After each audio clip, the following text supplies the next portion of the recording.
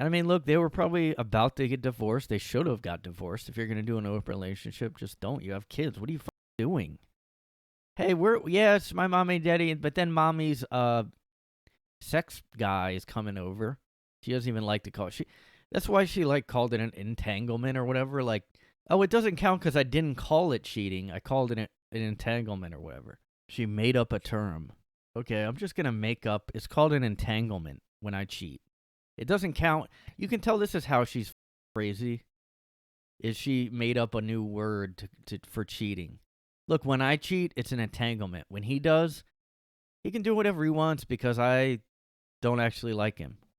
Look how weird they look. Like, you could have, like, just a documentary, like a museum dedicated to how weird they are. Like, look at this. Willow is obsessed with snakes, the insider said. Adding that Jaden cuddles with them in bed. They allow pet snakes into their bedrooms.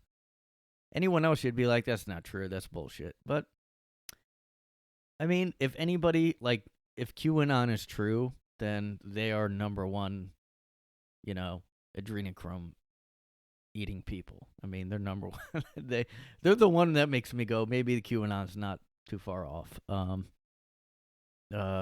Okay, this is a quote from Jada Pinkett Smith on that show. My grandmother taught me how to pleasure myself when I was 9. Oh my God. Like, look at this line right here is why Will Smith did that. My grandmother taught me about self-pleasuring because she wanted me to know that pleasure was from me. She didn't want me to fall into the hands of a man, and if he gave me pleasure, to think that was him. And she taught me at 9. That, like, what? Will can't do anything for her?